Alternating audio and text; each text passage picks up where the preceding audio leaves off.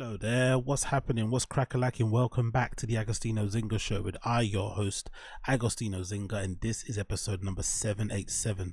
That's 787 of the Agostinho Zinga Show, starring me, myself, Agostinho Zinga, and I hope you're doing well wherever this lovely podcast may find you. I hope you're doing swimmingly. How am I? All good, all things considered, I cannot complain. All good things considered, as I fumble through the flipping intro, I cannot bloody complain. This month is actually a pretty good month in terms of shows. The Bear season 3 I think is out. House of Dragon, or House of Dragons. What else is out as well? There's something else I'm forgetting on top of my head, but there's quite a few decent things out at the moment that I've been watching. One of them isn't Acolyte, by the way. If you're watching the Acolyte, God fucking bless you. I started with 2 episodes and I had to just dump the second one halfway through. I just couldn't do it, and allegedly the 3rd episode is even worse. The Acolyte is terrible, awful. I feel so bad for any Star Wars fans who are still holding on to hope that they will turn it around, Disney, but they won't, because Kathleen Kennedy's still there and they're still on this weird agenda to try and rewrite Star Wars in a new way, not woke, but more so representation and diversity, which I don't really care about. If you want to do that, fair. Just write good stories, just have compelling characters, just make me give a damn. They don't do that anymore. The last good series to come out of Star Wars was Andor, and that was a sly undercover hit. You had to know that Andor was flames. Really good. But again, did it tickle the diversity boxes? Yes. Did it overly push it in your face? No. It just was a good ass show. So really disappointed Acolyte, but not surprised, to be fair. The trailer was quite garbage. The only good thing, to be honest, is some of the fight scenes. Some of the fight scenes are quite fun to watch in terms of a choreographed fight scene. But for the rest of it as a story, as compelling characters, especially if you start watching some of the interviews of some of the lead actors, you're like, God almighty, bro, did you just literally get the job because you happen to be whatever you are? Is that your prerequisite skill? Were you not annoyed? Like, I just think, like, it's one thing getting a job because of your diversity hire, fair enough, but don't you want to be like starring in something that's worthwhile, something that's going to be, received well by the fans, something that you could be proud of? Fair enough being a diversity hire, fair, but then you want to do good work too, no? Imagine being a diversity hire and the first job you get is Acolyte. Yuck. Anyway, whatever. What can you do? I've been listening to a lot of music this weekend. A lot of new music dropped. Charlie XCX dropped, and a few other bops I'm gonna mention right now dropped. But the one I want to mention that I was unfortunately a little bit disappointed with, I have to be honest, I was a little bit disappointed in this particular album. I was looking forward to it. I did have high hopes, but unfortunately it did not meet my expectations. And that is Peggy Gou, I Hear You. I've covered Peggy Gou for a long time on this podcast, the good and the bad and the ugly. And at the center of it, at the core of it, I have to be honest, I've always appreciated the music. As a person, she doesn't seem to be the nicest, but again, do I really care about that? If I'm never going to meet her, we're never going to be friends anyway. So even if she is a bit of a bitch to people in real life, it's not really my concern. I would much rather just listen to the music. The music I feel like she's really good at. When it comes to DJing, I think she's really good as well. I don't think she's amazing, but I think she's a lot better than people try to make out. And I think the productions are really good also. But I have to be honest, over the last few years, the production quality has kind of waned.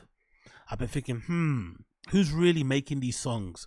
Or is she just kind of just, sometimes you just get lucky and you make a song like what's it called? It Goes, Itangu, or however you pronounce that flipping tune, and sometimes it just works out for you in a way where it just works out for you. Yeah, it's just one of those things.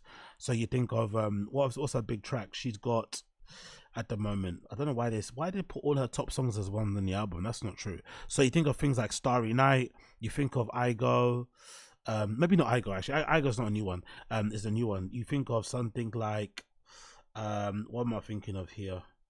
I basically just mentioned it, right? Starry Night is the main one that I kind of have known her for, and of course it makes you forget.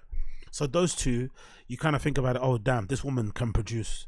You see her playing instruments in her house and stuff, amazing, phenomenal.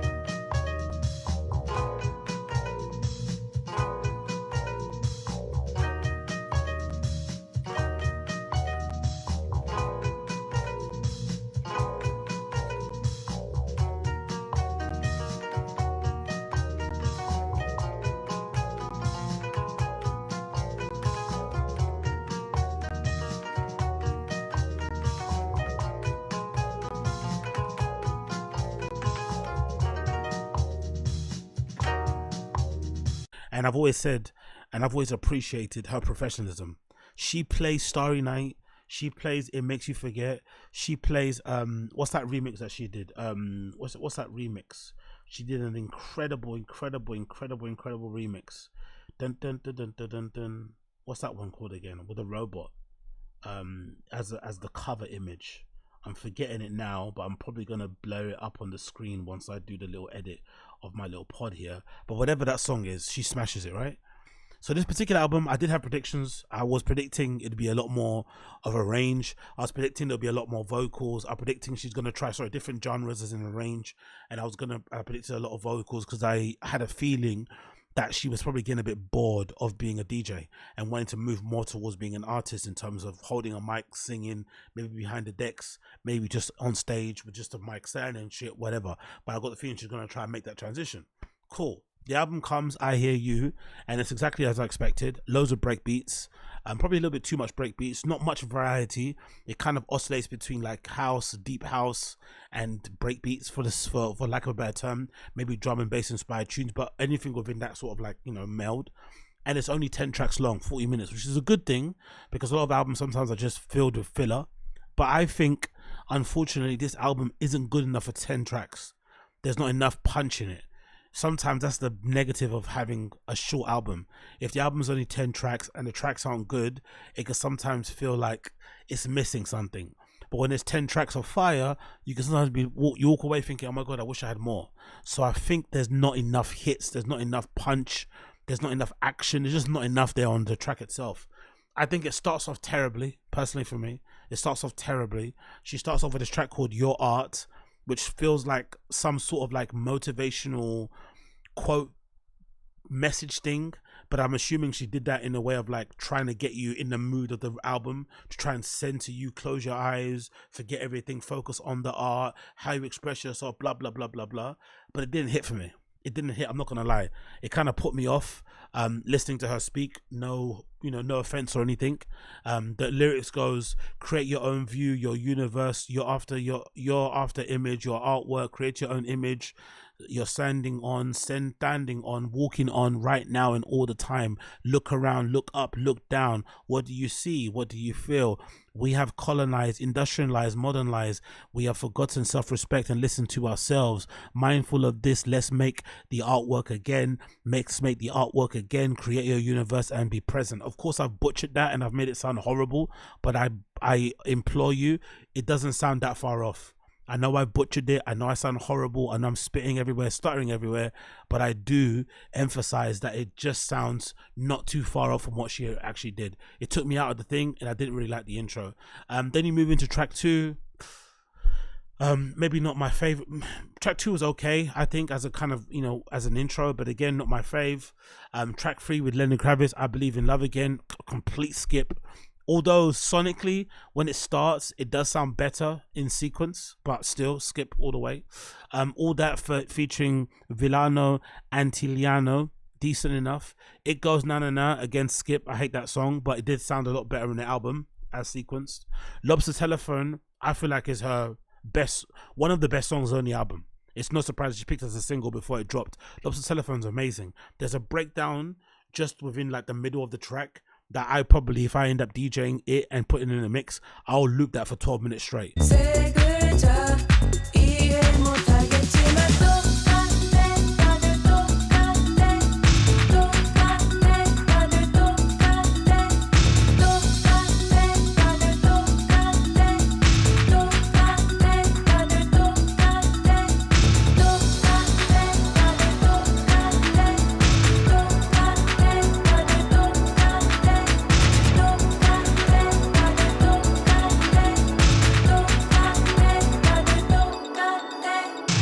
Legit, it's fucking incredible. It's magical almost. That little breakdown just in the middle. Ooh, fucking special. But one of my undercover favorite tracks on this is this track number 7, called Soul C Peggy Gou. Yo, it's like a weird mix of like, it's basically drum and bass, break beats, but it's got a tinge of whatever She's Korean, right? Whatever Korean instruments. I'm gonna say something like I would say Southeast Asia. I'm not sure if it's Southeast or Far East Asia, wherever she's from, that region. But let's say South Korean instrumentation on top of it, and with the breakbeats going on, yo, it sounds so fucking good.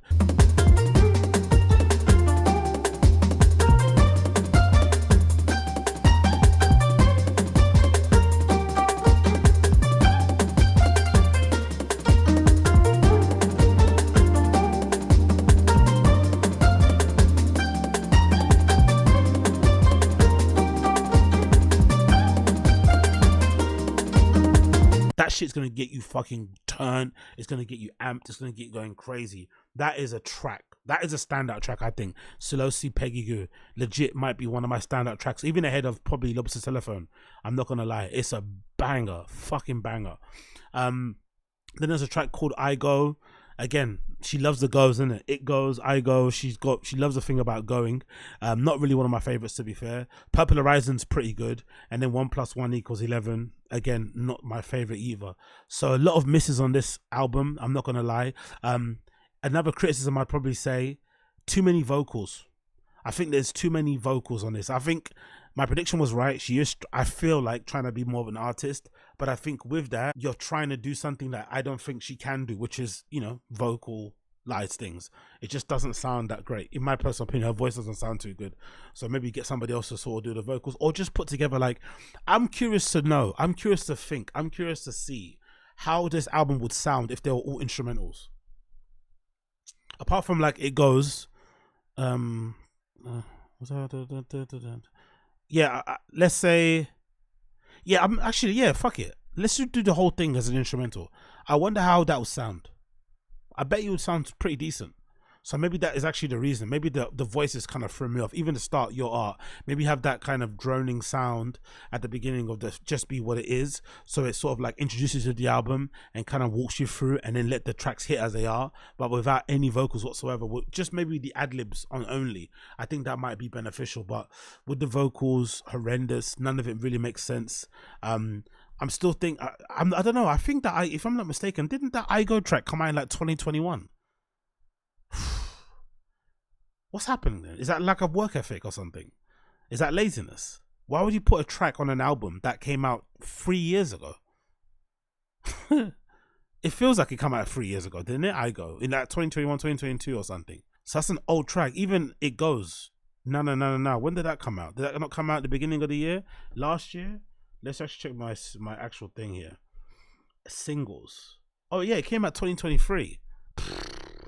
But maybe this is like a dance music thing. Maybe that's a thing, but I don't know. I don't think this needs to exist. That's the plain honest truth of it.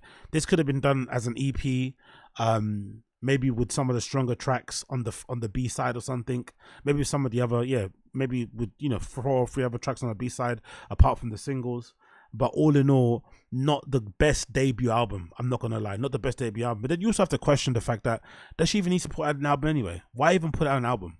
You know, you probably don't need to put out one if you're Peggy Gou. You can keep putting out EPs and shit, and people will still lap it up. Singles, EP, singles, EP. You don't really need to put out an album if you're Peggy Gou, I would say, because a lot of your fans like your singles. They love to see you play when you DJ live. I don't really think they're clamoring for an album, really, to be honest. You might jump on a couple of features here or there. You might do a little collaborative project, but do we need to hear an album from her right now? I don't really think so. Personally, I would say. But again, if you like breakbeats, if you like housey inspired type stuff, I recommend you check it out. There are some good tracks on there, but overall a bit disappointing. Overall, a little bit disappointing. One person who wasn't disappointing was KAYTRANADA. Timeless. Oh my god. This legitimately might be one of the best albums I've heard this year. Hands down. I keep saying it all the time with certain albums, but I've got a nice little list of albums this year that I've dropped that have been phenomenal. I think this year's been a really good year for albums. Wow. KAYTRANADA is something else. I don't think anybody else makes sexy house music like him. Nobody does it. Nobody can make house music like this guy. Nobody can make house music that just makes you want to dance, that makes you want to lift up your shirt just midriff only and just shake your fucking hips, do that nasty dance again and again and again. I want to let the you know what I mean? It just makes you want to do that. You just want to get up and dance. You want to get up and shake your money maker. You just want to get up and move. The thing about it, not forget dancing. You want to move your body. You just want to express yourself through the movement of your fucking body. It doesn't matter if you're on beat or if you're not on beat. You just want to express yourself through your body. It just legitimately, it's impossible to hear a KAYTRANADA song and not want to tap your feet, not want to bop your fucking head or do the fucking little Uzi fucking shoulder roll. It's impossible. It's impossible. The guy is amazing. The guy is a freak when it comes to some of these house records. I don't think there's anybody out at the moment that does better house music than fucking KAYTRANADA. It's phenomenal. To start the track off with track 1, Pressure. It's called Pressure, my G. It's called Pressure.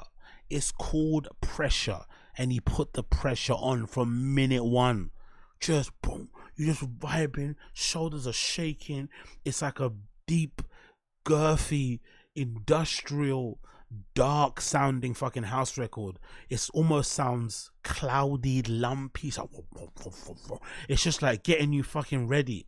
And then by the time track 2 comes on, Rochelle Jordan, those vocals, you know what she does when it comes on dance beats. You know what she does when it comes on fucking house beats. You've heard her album. What was that one? Play With Changes. You've heard the remix album. You know what she does. You know how her voice sounds. Killed it. Cool Up. Killed it. This, I don't know who the rapper is. Lou Phelps. First time I heard of him, he destroyed. The only thing I'd say as a slight minus, it would have been better if KAYTRANADA got a rapper who was outwardly gay. I think that would have hit better, especially with him being a gay guy. With him, I think he mentioned before in an interview that he sometimes, I'm not sure if he mentioned it like he was upset, but he did mention that a lot of people don't realize that he is gay. And I think if you wanted to just like make that point and kind of stamp it, have some guy come on and just be rapping super flagrantly. Do you know what I mean? Just going for it, right? Doesn't matter who it is, like, whoever, I don't care. Get some gay guy on there that could just spit and fucking kill it. And I think that'd be fucking sick. I'm trying to think of it. Wasn't that artist? I think there's a rapper that hangs around with Telfar. I think so. It's a guy that has like, he does amazing designs on his beard. I think he raps. But anyway, there's many people out there that rap that would have absolutely destroyed. And again, I don't know. Lou Phelps might be gay, but I think that would have been a good chance to just introduce somebody that people don't really know. But to be fair, he did give a lot of people chances on there that I haven't really heard of beforehand. And you know, he's still a great collaborator. But I think that would have been a great chance to get someone on there just to kind of send that message through and just have it kind of and just skip and slide all over the beat, because that would have been sick. Weird, first in featuring someone called Duran Burner. Incredible. I don't know why, but that Weird track made me think. I don't know why, maybe it's my DJ brain, but that Weird track made me think of, who's that group of brothers and sisters? Infinity Song have this like banger on one of their albums. I think Infinity Song have a banger on the album called Metamorphosis, called Haters Anthem. For some reason, Weird made me think of Haters Anthem. Maybe they go together, maybe they don't, but keep that in mind. Dance, Dance, Dance, another incredible song, another great. It's like it's basically like an interlude, but it's better than most people's full records. Feel Away versus Don featuring Don Toliver, like just magical again. Don Toliver's voice is just. I really want to see him perform, but I also want to see him perform without a backing track. I saw him do a set on. It might have been like. What festival was that? I forgot what that was. I think it was on YouTube. He did a set on there, but unfortunately he had a backing track. It didn't sound too great, but I think his voice lends itself to perform live. I wish somebody would give him that message and say, hey, please perform live with that backing track. It'll sound incredible. Still first in Charlotte Day Wilson. Very, very happy to see Charlotte Day Wilson. She actually has an album out that came out recently, so I'm happy to see that. KAYTRANADA keeps his ear on the streets. I think it was called Blue something. Cyan Blue, which is an incredible album. Another really good album for this year. Album of the year potential too. From Charlotte Day Wilson. Recommend you check that out too. An amazing track. Another song that I was really hyped on, and I don't really know too much about the artists themselves, is the track called the next track called Video, featuring Vaven Linnae. Incredible track. She fucking killed it. Seemingly another good track. And my favorite of the entire album has to be Drip Sweat featuring Channel Trez. Yo, disgusting. I was thinking about this track and his track from the Berghain record, which I think is really good because it feels like a fucking drip. This almost feels the same. It says drip sweat, and legitimately the first thing that made me think about this was Visions. I thought about Visions nightclub in Dawson, and I thought about the original. Legitimately made me think of Grease Muller. Like, if you've been in that main room in Griezmann when it's wet and sweaty and everyone's fucking jumping and leaking off the roofs, that's what it reminded me. It reminded me of a fucking Visions and Grease Muller. Just a mix of that. Or even, actually, forget that. Maybe even Pamela. It gave me Pamela vibes. Just like, imagine being in a small room and hearing that drip. Channel Trez fucking killed it. Please Babe, stepped on, sorry. More than a little bit, featuring Tinashe, again killed it. Tinashe's having a fucking killer. Last few months of stuff. Nasty's been blowing up the charts. Album soon come. She's been on the promo run with Nasty. I saw her recently on the Lot Radio. She did another appearance somewhere at some club somewhere in New York, so she's been killing it. So big up Tinashe.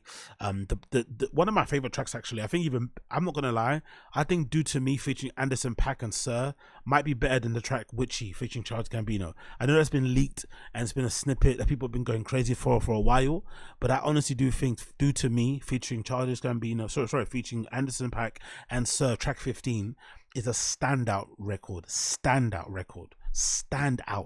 So good. And then the rest, which comes on like the B-side, the extra tracks, I wasn't really too fond of them, to be fair. The best one probably on there might be the one called Snap My Finger featuring Pink Pantress.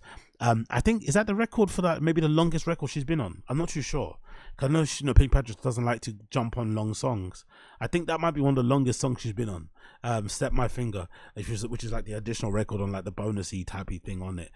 But regardless, legit one of my favorite records or favorite albums this year for sure. And just a reminder that nobody makes house music like KAYTRANADA. Nobody makes sexy, dancey, feeling, emotional, just euphoric house music like KAYTRANADA. He is in a league of his own, an absolute league of his own.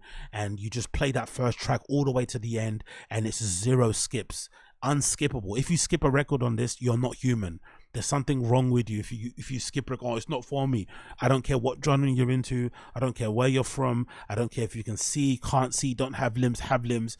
This is going to make you feel something at your core level. Legit, listen to this for the first time gave me goosebumps how good it was. And I'm not somebody, again, that gets goosebumps because I'm a hardcore guy, but I took this to the gym and I could not help but shake my little flipping waist whilst I was on the fucking squat rack. I nearly died a couple of times because I had too much weight on there and I probably shouldn't be benching, but what a fantastic album. So I really recommend you check it out. One of my favorites, one of my blood clot favorites. Moving on from that one, we got some very interesting news concerning Manchester United. So I'm sure most of you guys know, Man United are currently in the market, on the market for a new manager. Erik Ten Hag, despite winning the FA Cup for us at the end of the season, has had a very lackluster season. The club's been horrible.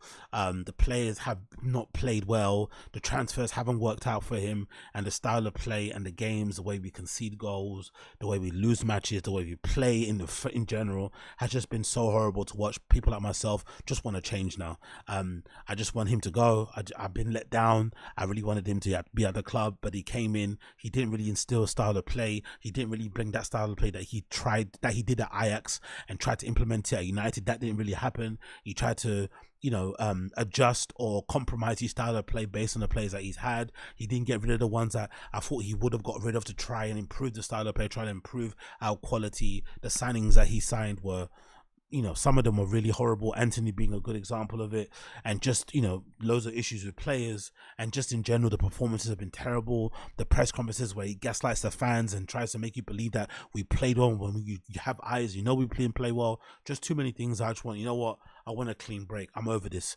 And then especially nowadays, I'm not too sure why, but he's definitely cultivated a fan base of fans who just are sycophants, who don't see anything wrong with what he does. He's learning. Give him time brigade. And I hate them probably more than I hate the manager. I'm not gonna lie. And if that means if their hearts can get broken because he gets fired, I'm all for it. But I want him gone anyway. That being said, it's a weird one, because Ineos aren't really dealing with the situation well. It's been very well known that they want to get rid of him.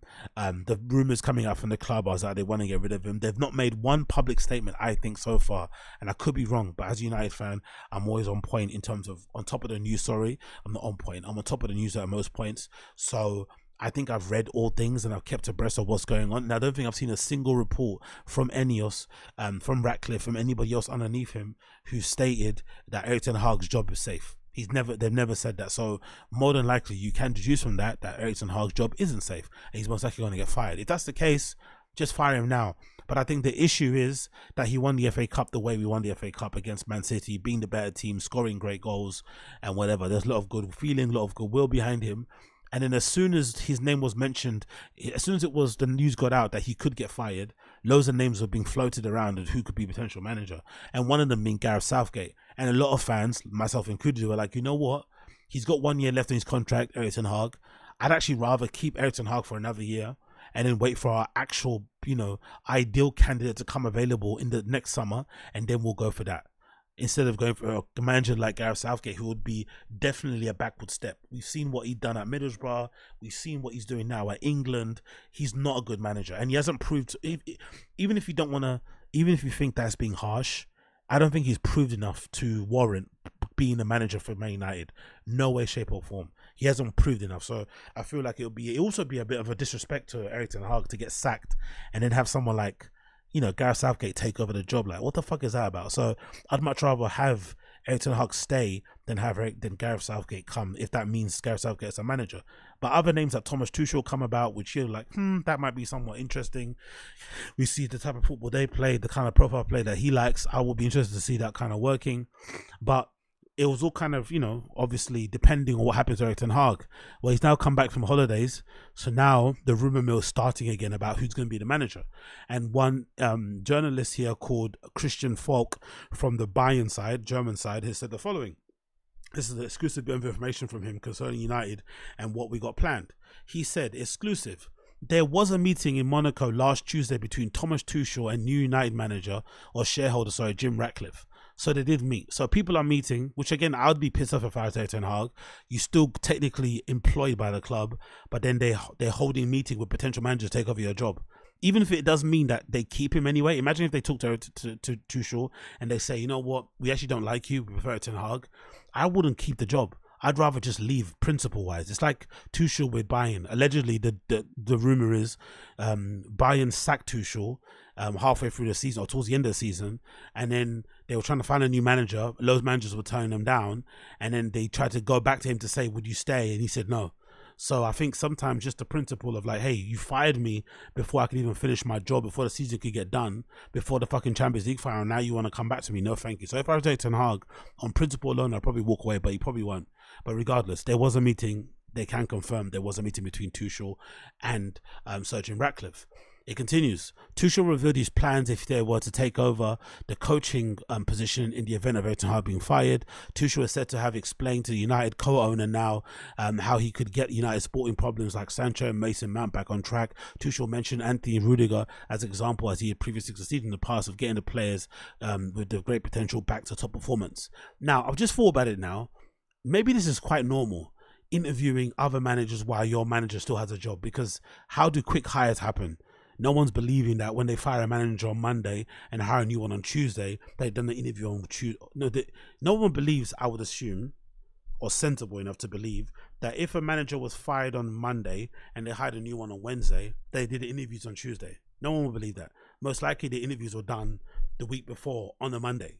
So, just to kind of sound out who's interested and whatever it may be, and what the availability is of certain managers, interviews, blah, blah, blah.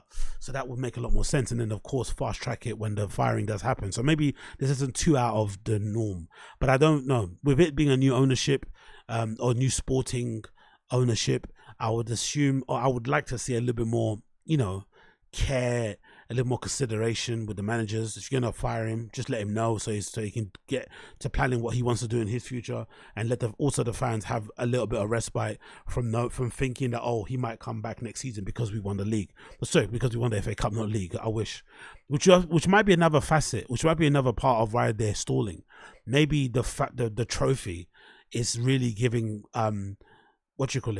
Erik ten Hag a lot of like credit in the bank. Maybe they're finding it very difficult to justify letting him go just because of one trophy, which is dumb. Because if they're really doing analysis of the season and how we've performed, and you know how the other clubs around us have performed, and the fact that we, even with how terrible we were, I think we were only like 8 points or something stupid behind the 4th position or something dumb anyway. Something within reach, 10 or 12 points, you know, within 4th. So if even with our terrible season playing the way we played, if we would have strung some good victories together, we actually could have got top 4. That's the annoying thing about this season, because all the other teams outside of, you know, Arsenal and fucking Man City have been pretty much of a muchness. So we could have definitely climbed up the table and secured ourselves a good Champions League finish. But hey, I think where we've left is great. The fact that we won the FA Cup, now we're in the Europa League, is the worst thing over, but it kind of is what it is. Then continuing on to the next slide here, we've also got the picture here of Thomas Tuchel with Rudiger when they won a Champions League. So I'm not really too opposed about Thomas Tuchel signing. Like I said, I think most of my concerns now aren't really with managers. They're mostly with outgoings of players. I feel like the outgoings of players under this Enyos sporting management thing is the most important thing of United's future now. It's going to be what happens to the likes of Luke Shaw, what happens to the likes of Harry Maguire, what happens to the likes of Aaron Wan-Bissaka, what's happened to the likes of Johnny Evans, Scott McTominay, Casemiro, Bruno Fernandes, Marcus Rashford. Now, what are we doing? Those players, like, what's happening? Because if you change the whole profile of the club, change the whole attitude, the whole fucking vibe, getting rid of some of those players is crucial. If we really want to make a mark and make a stamp and kind of, you know, define this new era, letting go of the players like Luke Shaw and Harry Maguire would be top of my list. Personally, for me, top of my list. Scott McTominay, those type of like hard work doers. Luke Shaw, like an injury prone guy that has never kind of fulfilled his potential and has had maybe 1 or 2 good seasons out of 10. Those players need to be gone ASAP. But there's a lot of like, you know, there's a lot of like extenuating circumstances behind where those players are there. Marcus Rashford being a good example. Loads of media, brand, business side, what they think. But players like Marcus Rashford, even though he ended the season okay-ish, he probably does need a new challenge. We need some, you know, new players, and we need to kind of move on from him also, I would say, personally, because a big club would have got rid of a player like Marcus Rashford a long time ago, because he looks like he's a little bit bored and a little bit unmotivated about playing for United, which is perfectly fine. He's been at the club for a long time, and maybe he feels like he's better than the club and we're wasting his best years, whatever it may be. Get him out. But I think the outgoings are way more important than the manager, personally, so I'm not really that bothered. Obviously, the one I'm bothered about most is the Gareth Southgate one. I think Gareth Southgate is horrendous. Like, if we get De Zerbi or Tuchel, I'd be fine with that. But I think Gareth Southgate is way worse of a manager than Erik ten Hag, personally, for me. From what we've seen of him at Middlesbrough, what we've seen of him as England coach so far, with all that great talent that he's absolutely wasting, I would be very, very worried as a United fan if we signed Gareth Southgate. That would be a really big step back. Big step back if we signed him, personally, for me. But again, I could be wrong. And then of course the final update here, which is a little bit disappointing, is that according to Fabrizio Romano, Thomas Tuchel is not planning to take the United job. He wants to take a break, not coaching any club this summer. Tuchel has decided not to continue his talks with United. So he had a first initial meeting in Monaco. I'm assuming there's probably meant to be a second stage to take it on board and kind of finalize some things, but I guess he wants to take a break and enjoy his summer and then come back in the new year, which makes a lot of sense, because more than likely there'll be a better range of clubs available in the summer anyway, because who knows, he might go back at Bayern Munich, you know, who knows, a company might have a horrible first season and he might get sacked like fucking Henry did, right? And then he might go back there. Other clubs like Juve might still be available.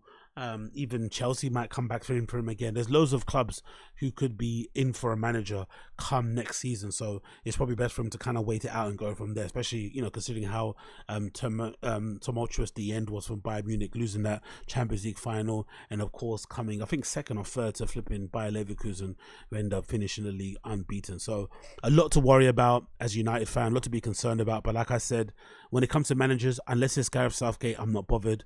But I'm more concerned about the outgoings. The outgoings are the most important part of United. If we don't get rid of some of these deadwood players, we ain't going anywhere anytime soon, in my personal opinion. But again, I could be wrong.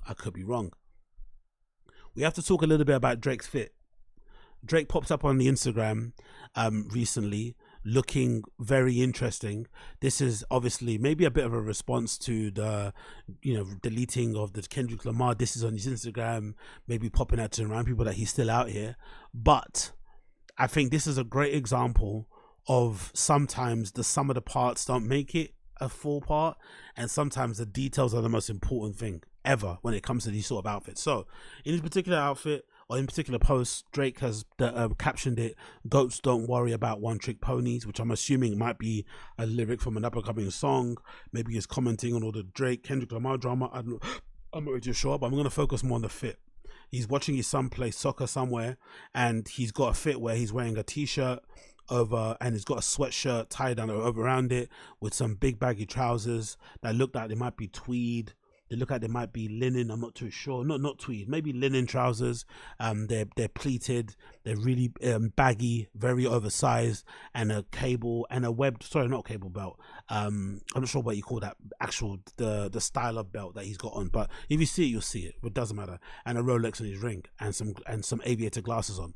Now, in my personal opinion, I think the look misses in a lot of parts because of the proportions and the details. Number one detail being the t-shirt. The t-shirt is too wrinkly, too baggy, and doesn't fit right. He needs a t-shirt to actually fit in, maybe a little bit small, maybe on a bit more on the fitted side, a bit more on the smaller side.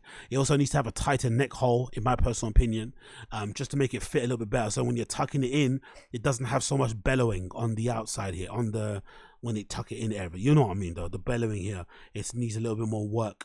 I think it's even got something sticking out here somewhere, so that needs more work. Also, the sweatshirt that he's got over his shoulders is too thin. It's not thick enough. He needs a thicker jacket, a thicker sweatshirt, maybe a contrasting color, maybe a purple, a lilac, maybe something a bit more of a pop, maybe even a green, just something to pop it, or keep the white if you want to, or maybe switch it actually, maybe have the t-shirt be white and then have this shirt be the ivory kind of off-white color, but it needs to be a little bit more thicker. And the knot also is the knot done right. The knot needs to be a little bit more, not like the arms need to be falling on either side. They kind of, it's done really haphazardly, in my personal opinion. It doesn't really look that great. I also don't like the shades with this look. Personally, I would maybe get rid of them, or maybe wear some different shades. I just don't like those aviators with that particular look. And then of course the pants themselves don't really sit right. They're probably a little bit too big for him anyway. Maybe I don't like the proportions, and maybe the most important thing is the hem. These need to be shortened. These should be shortened, and the shoes are horrendous. I don't know what those shoes are, but they look disgusting. So you should change those shoes and have the hem maybe come up just above his ankle, or maybe just in line with his ankle, so it shows a bit of skin, and then go barefoot or no socks, but probably barefoot. Or if you go no show socks, wear some loafers, some GH Bash loafers. With those would look fucking perfect. Or if he goes no socks, he'd wear these particular shoes, courtesy of Street Night Live. Big up my nigga Street Night Live. He does some great stuff. He's on Instagram, he's on Twitter mostly, where I follow him. But he had these shoes that he previewed on his page. I'm not too sure what the brand is. Oh, it's Seabago. I'm not too sure what that model is either, but whatever this model is, if you can see here on the screen, it kind of looks like a loafer, but it has more of like a Mary Jane type of look to it at the front, with some holes in it, and it's like suede finish. You can wear them easily without socks. It kind of reminds me of Talented Mr. Ripley, the shoes that they wore in that fucking show, in that movie, sorry. So that would look perfect with that look, I think personally. Maybe the brown pair, or maybe this like chestnut brown pair as well, would look way better with this look. But again, the hems need to be cut just maybe near his ankle, so they're just straight, and it's not got all this baggy excess here, and then maybe have a no socks in there. But the details are what matter. And again, with the jewelry, I think the jewelry is also a miss with this particular look. I think with this particular look, I'd probably get rid of, maybe wear the Rolex and get rid of this big gaudy diamond thing, and just wear a signet ring. That's it. Get rid of even the bracelet. Just make it really simple. And just wear like a nice signet ring, maybe a gold one with these initials, and that Rolex, and you're fucking ready to roll. Do you know what I mean? but that t-shirt is just too big, too baggy for me, or too fit. It's not fitted enough. It needs to be more fitted. It's too wrinkly too. It needs to be steamed or ironed, and that knitwear top on top needs to be thicker, or it needs to be tied in a little bit more of a intentional way, so that both of the arms are kind of splaying on the side. But again, you know, it's nice to see him mixing up his style a bit, but unfortunately it is a bit of a miss. Unfortunately, it is a bit of a miss. He's my GOAT. He's my guy. He won the beef against Kendrick. I don't care what the fuck anyone says, but I don't really like how it's come together. He just needs to edit some proportions and shit and whatever else it may be. But again, what do I know? What do I know? Absolutely nada. Absolutely nada. We got some interesting news. I don't know if I should take this as a form of karmic retribution, which I should, because given the people involved or given the person involved. But I think in this particular case, because I've been in similar situations, not similar situations like this, but because this is maybe emblematic of like other issues that I've kind of experienced in dance music, I'm going to be I'm going to be non-petty and just say this is sad to hear in the first place. So this is courtesy of River Moon. Big up River on Twitter. The Twitter account is Kiss Me River, and they tweeted the following: just experienced the wildest racist shit in the club. We're at this Caribbean party and Juliana Huxtable is playing, and some random white girl and a group of her white twinks pretend to work there and tell her to finish up.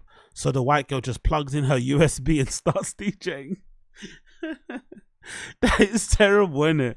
The one and only Juliana Huxtable and River Moon are there playing back to back, having a great time at a Caribbean party, by the way, which you imagine is full of blacks. And these white people come up and just done their dance and tell them to, hey, hurry up, man, get up. Hey, they do that thing that a lot of people do sometimes at parties. Like, oh, can I plug in my USB? It's like, no, you can't, you fucking fuck. I was booked to play. You're just some random in a crowd. No, you can't just plug in my USB. That's not how it works. So this happens sometimes in some of the bummy lower level gigs that I play, where I'm literally playing for drink tokens and £50 at the end of the night. But I didn't think it would happen at their level. These guys are famous. They're on remix albums. They're out in the town. They play around the world. These are proper DJs. And I didn't think that they still got this treatment. But it is something that happens, unfortunately, for some reason, mostly to black people. I feel like, I don't think you hear a lot of like white DJs say that they have these instances where they're playing somewhere and someone's like, can I put my USB stick in? Or they try and rush them off and pretend they're playing there to get them off so they can play their own songs. It doesn't happen. I think I've heard way more stories of black people saying the same thing. So it's really unfortunate this is happening, but it's also kind of made me think like, you know what, like, you know, as I said in previous times, I've kind of killed the story and I fucking beat it to the fucking ground, definitely. But that Juliana Huxtable interaction I had in Panama that wasn't great, you know, where she maybe came across a little bit rude. It's like, you know, more than likely, if I was a happy wappy white kid who came up to her, I probably wouldn't have had that kind of reaction from her. So that's really sad, because I've seen that happen before, especially in Berlin more so, because I've kind of been around certain kind of, you know, club scenes and shit, and what club in the club scene, you get what I mean. And for the most part, if you've been in there, you would know that sometimes like cool black kids have this weird thing when they see another cool black kid. It's almost like a little, like, you know what I mean? It's almost like a little weird, like, it's almost like alt on alt crime, weirdo on weirdo crime. Like, people give you weird attitudes, or maybe they think you're gonna take their little white girls. I don't know what it is, but I would much rather we all kind of got on and had fun. But again, I'm not like the kissy ass type anyway. So if you do give me bad vibes, or you kind of scrunch your face up when I try and smile or something, I'm just gonna leave it there and just keep it moving. But it's unfortunate because there's not many of us out. Do you know what I mean? So if you see one of us, you see somebody that looks like you know, just a little head nod or a little like spud, what's the harm in that? What's wrong with that? Because I would never do them like that. I don't think we would ever do each other like that. Like, you're playing someone and pretend, oh yeah, I'm playing, and just rush you off because I don't like what you're playing or because I want to play myself. That is horrendous, and you'd only get that from, unfortunately, the Caucasians.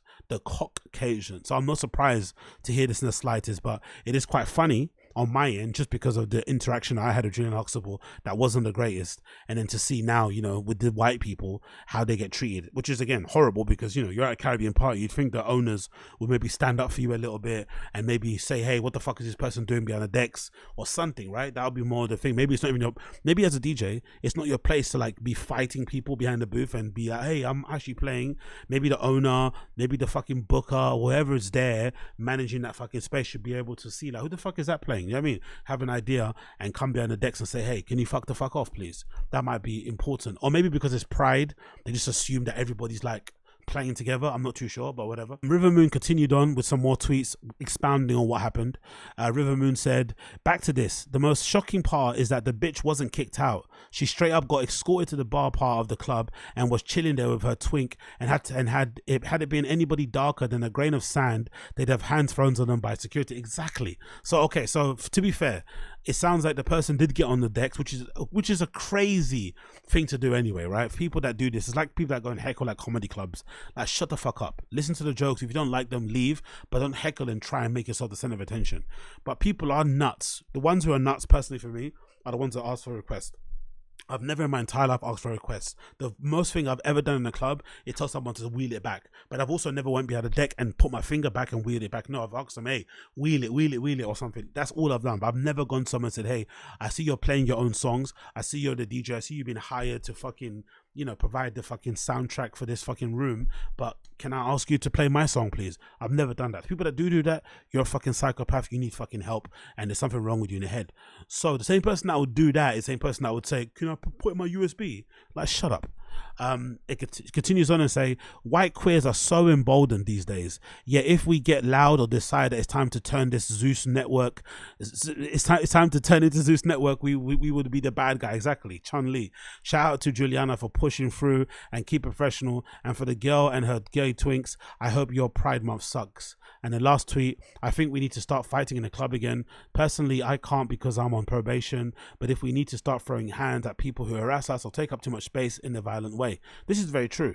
There does need to be a lot more consequences for bad behavior, like fatal, violent, you know, consequences where it's like, oh shit, like I can't do that again. Like that video of Bradley Martin in the gym and that kid took the hat off him. Now, of course, maybe the slap was a bit excessive, but he's never going to do that again. He's never going to do that again. Never. Maybe he's someone that looks like him, the same size, but he's never going to go to a grown man and take off his hat. He knows better now. And I think in this particular scenario, you'd hope that that person knew better, but probably not. But again, what River Moon said is true. If a black DJ did this to somebody, if a black DJ, forget if a black person got behind a DJ booth and wasn't known to people around there, you'd be escorted in a minute. No one's letting you even hang around DJ booth just to kind of be around there. People are going to ask you, do you know somebody? And you have to fucking, you know, give your fucking plea of why you should be there because this person's your friend, you know them since school and shit. But a white person could go up there in their fucking, you know, wannabe Y2K outfit, and all of a sudden everybody just thinks they should be there because they've got a fucking clutch bag underneath their armpit. It's fucking annoying. It really fucking is, which is why I would hope and I would wish that we'd be a little bit more of a collective. I know it's different because I'm not part of the fucking alphabet crew. Maybe that's one of the reasons why.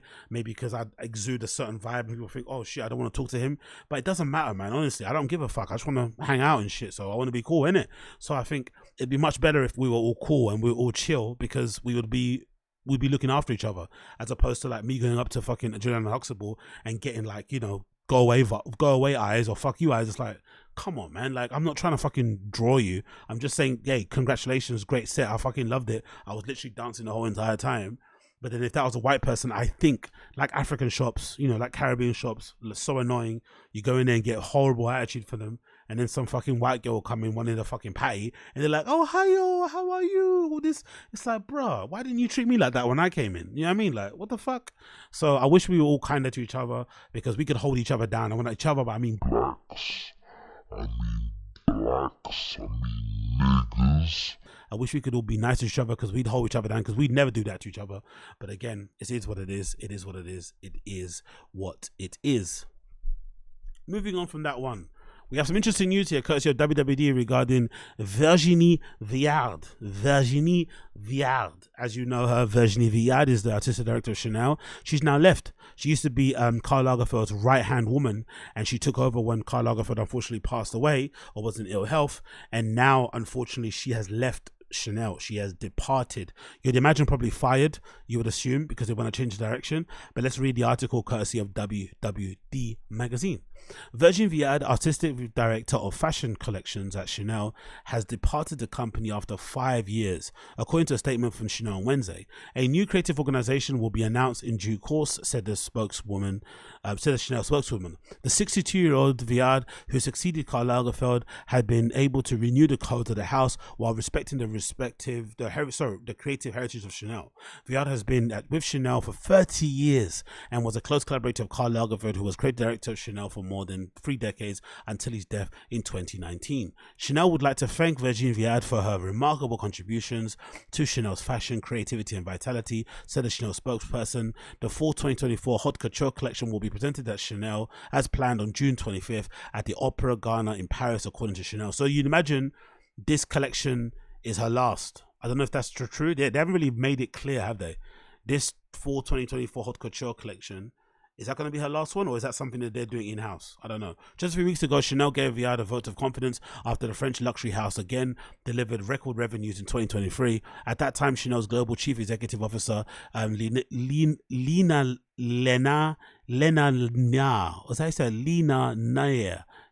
Nair, and chief financial officer Philippe Blondu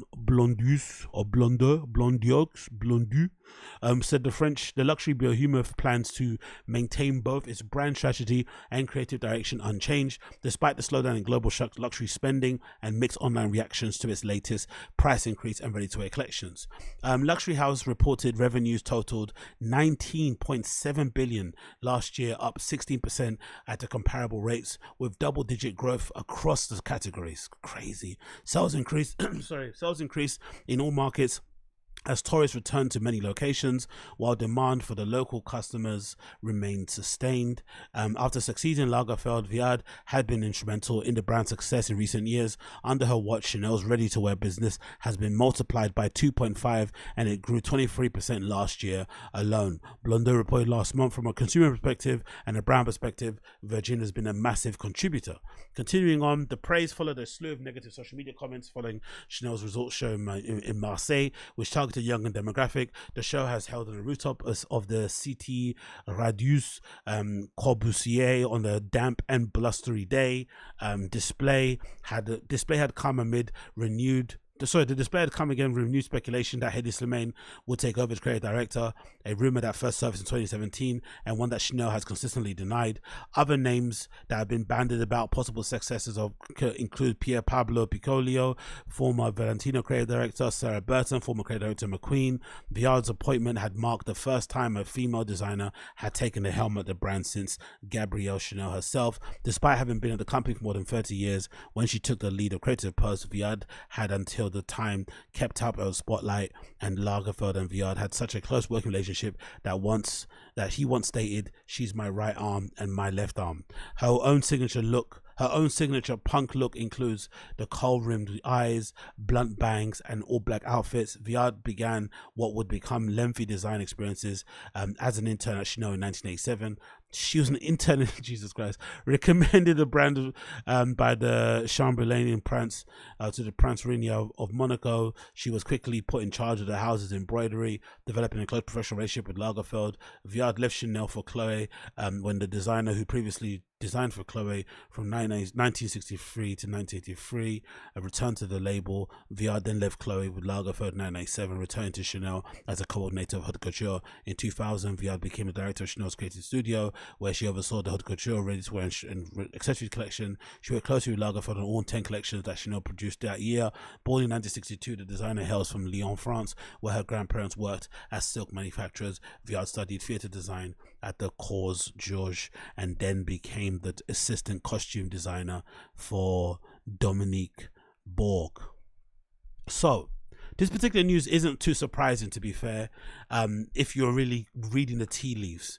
They did come out recently and made a very bullish kind of defense of Virgine Viard, but usually when those things happen, if you're familiar with football, those votes of confidence are never good. So as most of you guys know, the reaction to some of the collections that Virgine Viard did for Chanel online weren't the greatest, and I think that has played a huge part in it. Despite her being a commercial success, business success, recently they came out and had quite a very bullish defense of Virgine's work and basically said that she's great for business and stuff. The customers love her. You see a lot of people on social media even commenting that the actual people that buy Chanel year in or season in, season out love her designs. She makes them a lot of money. But unfortunately nowadays, for designers like Virgine, who be probably pissed that you're getting sacked or you're getting fired, it's a very complex thing to be a creative director or fashion director of a big fashion house or a label or whatever it may be, right? Because nowadays I feel like you not only have to be commercially viable, you also have to be culturally relevant. You also have to get the clicks, the engagement, go viral, have certain kids wearing your things, whatever it may be, have the influencers at the front row.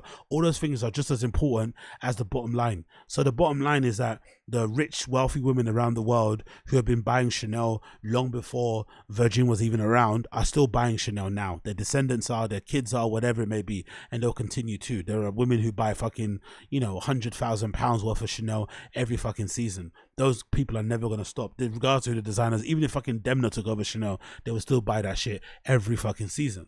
But they want more. They want to be able to have that brand be seen as culturally relevant, as like a zeitgeist thing, involved in the cultural zeitgeist, similar to what Miu Miu is seeing. So maybe the fact that Miu Miu has been at the top of the trends list and the most seen list, engaged list, hype list, whatever it may be, has cultural impact. You've seen it recently now with them handing out books and fragrances in certain spots around the world and shit. All those things are really, really, really important. So Chanel unfortunately wanted more from her in that respect, which she probably was never willing to do, because it was all about the runway, it was all about the bottom line, it was all about designing, what is it, like 6 to 9 collections a year or something. Like, it's crazy. The Chanel job might be one of the hardest jobs ever in fashion, legit. Might be one of the hardest ever jobs.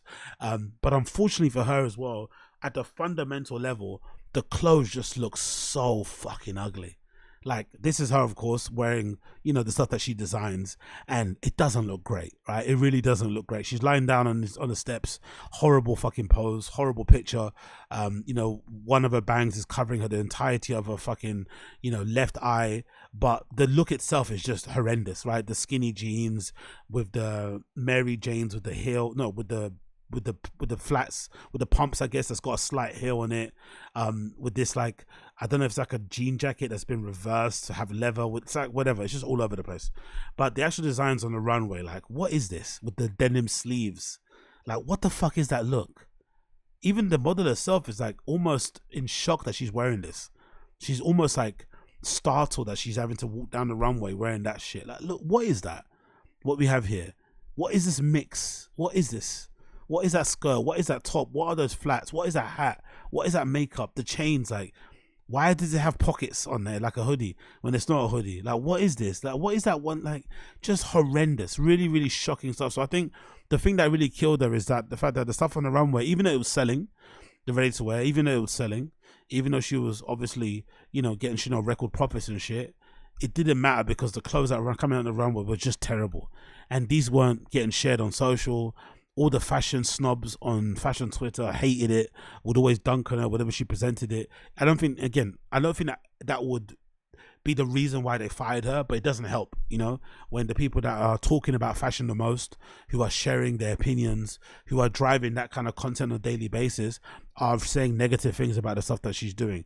And you would imagine, because those people are seen as cool, maybe that kind of spreads and kind of trickles down into the customer base, and maybe they think, oh, this is not the cool brand anymore. It might have cachet, similar to like a, you know, a quilted Chanel bag, but is it cool? That's the main thing. And nowadays companies want core, they want marketing, they want social media, they want, you know, certain influencers wearing it just because they like the thing, not because someone gave them for free. They want it to be featured in a certain show. All these things are really important. Certain artists, movie stars, they don't have it. So all of that stuff is really important and they don't have. So unfortunately, this is probably the reason why Virgin had to go.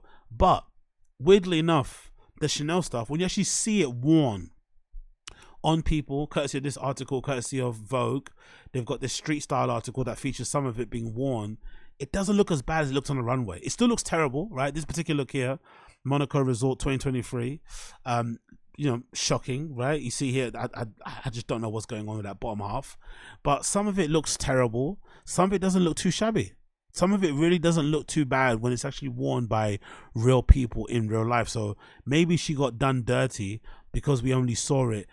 It's not really the right way, actually, if you think about it, because it should look at its best on the runway with professional models who are all model size and shit, who are all being worked on by the best stylists and the best makeup artists. So if it doesn't look good on here, that's a big problem. It shouldn't really be up to street style people to make you want to buy Chanel, really and truly, let's be fair.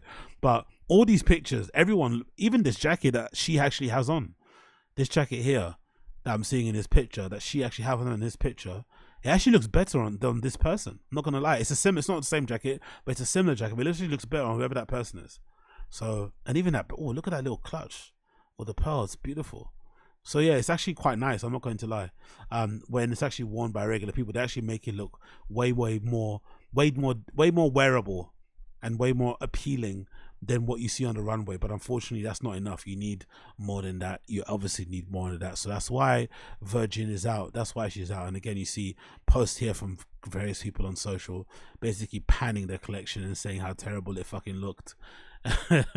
And I think a lot of people on social media, especially some of the fashion fans that I follow, were super ecstatic. It was like the best day ever. That Christmas had come early for a lot of fashion Twitter, because a lot of people hate her designs and were just perplexed at why she was still there. And then when the stats or when the numbers came out, actually, a lot of people were like, oh shit, okay, fair enough. She obviously sells, and that would kind of guarantee or confirm her job. But like in football, once you get that vote of confidence, it usually means you're about to leave. For the most part. So I think she is one of those managers that maybe doesn't have a great style of play, just churns out the win, like a Jose Mourinho. She wins by parking the bus, but unfortunately nowadays managers, clubs, fans don't want to win just by parking the bus. They want to win by playing great football, exciting games, exciting goals, and winning trophies. So they want everything. Same comes with fashion. So I think that was probably her major fault in that regard. But again, I could be wrong. I really could be wrong. The next thing we want to talk about is this Imran Potato update. Wow.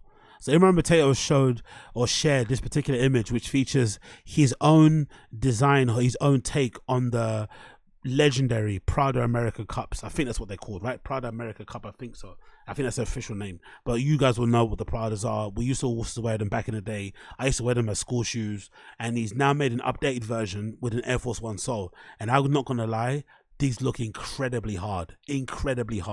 So imagine the Prada America Cup, just imagine them on an Air Force One sole, and that's what you got here on the look. And if you know Imran Potato, you know him for some of his other designs over the years. He did the rat shoes, he did the incredible collaboration with Vans, he did the foot shoes. He's done quite a lot of shoes over the years that people have liked, and he's a really, I think, a cool designer, does things interesting way. He's probably, if I was gonna pick a designer who makes these like creative, cool, really fun, artsy, crafty type of style shoes that are kind of very out there and push the envelope and kind of test you in terms of what you want to wear and shit, I would go over him. I would pick Imran Potato over fucking Mischief any day of the week, to be honest. So this particular shoe, not too sure when it's due to come out. The caption is, what do I call these? Or what do I call this shoe? And as you can see, it's a standard Prada America Cup. I think that's what it's actually called. Is it Prada America Cup? America's Cup. I think that's what it's called, America's Cup. Yeah. So those of you guys know these shoes. I used to wear them for school. I never really liked the shape of them at the front. I'm not gonna lie. I always felt like the shape on the front was a little bit too pointy. So I actually do prefer this style where he's actually made them look a little bit more rounded and squared, similar to an Air Force One. So I actually don't mind them. I'm not going to lie, because the Prada America Cups that I know, they always have that really pointy, weird type of shoe shape of the front that always looks a bit weird when you're looking down. So I actually don't mind that he's decided to make them a little bit more rounded as an Air Force One shoe. So I actually like the shape of these. I like what they look like. I think they look fucking fantastic. What a cool creative idea. I never would have thought of trying to put a Prada America Cup on top of a fucking Air Force One. So it also goes to show you just how perfect that Air Force One shape is. The Air Force One shape is the quintessential perfect shape that fits most shoes, that fits most styles, that fits most clothes, trousers, whatever. So I think that's why people love to use it as a template, similar to like the Dunks and shit. But that's such a clever idea to do, honestly. Very, very clever. I hope they'll be quite light. They're made up of patent as well. So you have here a patent version, classic kind of a Prada American Cup with a mesh. You've also got one in yellow with some white. You've also got one with purple with some white, grey, white, or grey with grey. And that is it, of course. And of course, he's wearing one of the best ones. He's wearing one of the best colors, which is this blue one. If I was going to get a pair, it definitely would be, maybe these three. I'd get these three. There's an all white pair, there's a blue pair with the classic silverish grey white mesh that you know of, and then of course the all black pair. And then where it's meant to say Prada, he's made it say Potato right there on the strap. They look fucking banging though, man. I'd wear the hell out of these so badly. Again, because I said I love the Prada Americas Cup, but I always thought the shape was a bit annoying. We used to wear them in school to stunt back in the day and kind of flex to your friends like, oh shit, he's wearing these shoes to school. All black ones. Of course, most of them were fake. They were bought from fucking Dawson Market back in the day, but you loved wearing them, being in school, and then walking in front of people and seeing the little red thing there, because people knew straight away those were Pradas. So people would fucking be happy with that, or people would be shocked that you had them because you're in school and you were fucking getting, EMA. So how the fuck could you afford these? But they were still fucking sick to wear. I fucking loved them. I really did love my Prada Americas Cup. And I also like the fact that he switched up the laces too. So on the Prada Americas Cup, they have these laces where it's kind of, I guess it's an updated version, but on the ones that I remember wearing, the laces were kind of done inside. They're on the inside. So they have these lace loops. So they're kind of invisible from the side. But he's just taken regular eyelets and put the laces on there. So a little bit more similar to like a regular sneaker. And I think they fit a little bit better. They drop a bit, so you can have these like thicker type of style of lacing and shit. And the tongue also is kind of thin as well. So it's a really cool design. I'm not gonna lie. This hybrid, or this genre of designers online who basically take Nike silhouettes and edit them to make their own little trainer, whether it's like adding a dice, high rollers, wherever they are. I'm a little bit cold on them. The cool kicks or the cool high kicks, whatever that guy's name is and shit. But when they do stuff like this, like these like really weird Frankenstein hybrids where they combine two of the most popular men's silhouettes and sneakers ever in the history of time, in Air Force One and the Prada's America's Cup, you can't go wrong. So I love these shoes. I think they look fucking fantastic, and I'd wear the hell out of both of them. I would wear the hell out of both of them, and I can't wait for them to finally come out super soon, I'm assuming, because of the hype of people buying them there. Let's check through the comments, what people are saying about them. People are saying copyright infringement ones. Someone says as a name, dog bit someone's whole shoe design. Someone says stolen design, call it that. Brendan from Complex says America's Forces, dumb, gay, lame. Another one says the Impradas. I like that name actually. Another one says call them too real. Another one says potato cups, and I like that name too. Another one says those Prada. Now those potatoes. I love that name. Another guy says did this take 3 years ago? Did this like 3 years ago? Don't drop this shoe. Oh, shut up, this person. Another one says rip that shit straight from Momo Zarati. We don't care about Momo Zarati. We care Imran Potato. So embarrassing. How do we feel? You stole the idea. Okay, cool. We don't care. Everything's stolen. Even the person that did this idea, he stole it, because this is not an original shoe. This is a Prada's America Cup on top of a fucking Air Force One. Everyone shut the fuck up and get over it. Put yours into manufacturing then. Be first to put into manufacturing. Stop being a baby. Anyway, regardless, love the shoe. Fucking Limpington was fantastic. I can't wait to get a pair when they eventually drop. I can't wait to get a pair when they eventually drop. When they eventually drop. That's the main thing. Oh yeah, continuing on as well as the last topic to go on. Can we just emphasize one more time why it's important for clubs nowadays to, please, for the love of God, put out more recorded sets inside of a club, on a club night, whatever it may be. Please, we need more DJ recorded sets. We need them from clubs, please, because I swear to you, that will do way more for getting people to buy tickets and for attending your clubs than putting up random live streams that they've done. Live streams are not a good reflection of what a DJ is capable of. Club sets are, because clubs are the times where people turn it on. I know I've turned it on in that way. I know if you're a professional DJ, you probably do that as well, because you're so, kind of autopilots. When you go to a club, you just bang out your fucking sets and you keep it going. But also the energy that you get from the club itself, from the fucking audience, from the dancers, from the ravers, from the vibe, from the drugs, from the drinks, that kind of impacts and adds to the whole thing that you're doing there behind the booth. So with the introduction of the Discord archive of over 800 plus DJ sets. People have been, you know, trawling through them and seeing what's there. I've obviously mentioned my favorite, which is the David Vunk that I've been fucking banging out the gym recently. But one that's been really been received very well, especially on the techno subreddit, has been this particular one for courtesy of Dax J.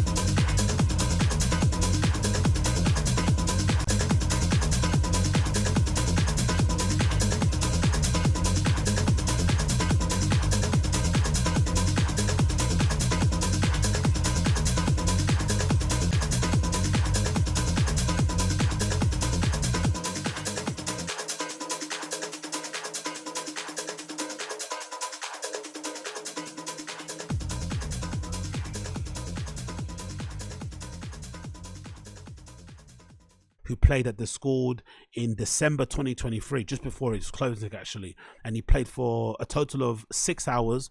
They recorded up to 5 hours of the set, and everyone is going crazy for this set. And again, I'm not the biggest Dax J fan. I almost thought like he kind of fell off, but hearing some sets of him where he's actually playing to an audience, not just a live stream, you know, in front of a wall, and actually hearing club sets from him, he's as good as ever. I just think he kind of had a little bit of a businessy techno phase where he was kind of lost in the sauce, but he's back to his best. And this is another good example of like, no, Dax J is actually still that guy. You just need to fucking listen to him when he's obviously playing in a club, but we don't all get the opportunity to, because he plays in some of the best locations, the best markets. So maybe if you're not there, you can't see him. But if he does come to your city, you're going to want to see him after you listen to this set. Dax J at the Score Amsterdam. Yeah, honestly, I wish more clubs would do this. I know it's probably hard. I know a lot of clubs don't want to do it. Maybe the artists themselves, the booking agents, the managers are a little bit picky about not letting their artists fucking do these type of things. But this is important. This is the way that you get people to come to clubs, especially nowadays where a lot of club nights are being postponed or cancelled last minute. People are cancelling whole tours. Tickets aren't selling. Blah, blah, blah, blah. I think if you really want to get people out to come to your club nights, this is one of the great ways to do it. Actually record some of those DJ sets and put them out there for people to listen to, and then let people kind of get pumped and hyped on hearing those sets and being like, you know what, I need to go to that club. Like I did years ago. Years ago, I would read event reviews or club night reviews from RA of club nights in fucking Robert Johnson or Berghain or whatever it may be, and I'd fantasize about going to these places, be like, oh my God, I can't imagine how that'll be once I step into it myself. And then you actually listen to a recorded set from that fucking club and you're like, oh my God, I need to visit there. And I think the same thing happens with this archive. So this archive has been a fucking amazing bit of, you know, media that we've been able to all kind of consume this year so far. I think it's a sad thing obviously that the Score is closed, but it's amazing that they've made all this stuff available for us for free to listen to. And I really do implore you, if you're a techno fan, if you're a house fan, if you're just a music fan, dance music fan like myself, I recommend that you check out the archive that this Score has got up there. I'll put the link in the description for you can check out yourself, but I swear to God, it's absolutely amazing. And this Dax J set, courtesy of Dax J at Discord, is absolutely phenomenal as well, and restore your feeling in Dax J and what it's about. So I do recommend you check it out. Okay, that has been the Agostinho Zinga Show, episode number 7 something, whatever number it's been. Okay, that's been the Agostinho Zinga Show, episode number 787. Okay, that's been the Agostinho Zinga Show, episode number 787. That is 787. Thanks so much for tuning in. It's been a pleasure to have your company as per usual. It's been a pleasure to have your company as per usual. Thank you for chilling out with me. Thank you so much. For those of you listening to the podcast app, please leave me a 5-star review on Spotify or Apple. That'd be greatly appreciated. If you're watching via the YouTube, please make sure you like it down below. Leave me a comment, let me know what you think.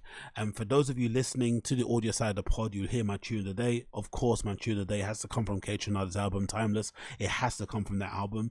The track that I'm going to play for you is one of my favorites on there, which is track 10, Drip Sweat, featuring Channel Trez. I implore you to check out Channel Trez anyway as an artist. He's incredible. He's got a single at the moment called Berghain, which I think is powerful and incredible and good and great and amazing and deserves more props and praise, but people are being stush about it. But regardless, check out Channel Trez. The track is called Drip Sweat. It's fucking phenomenal. It's one of my favorites. That's my tune of the day for today. Have a good day, people. Take care.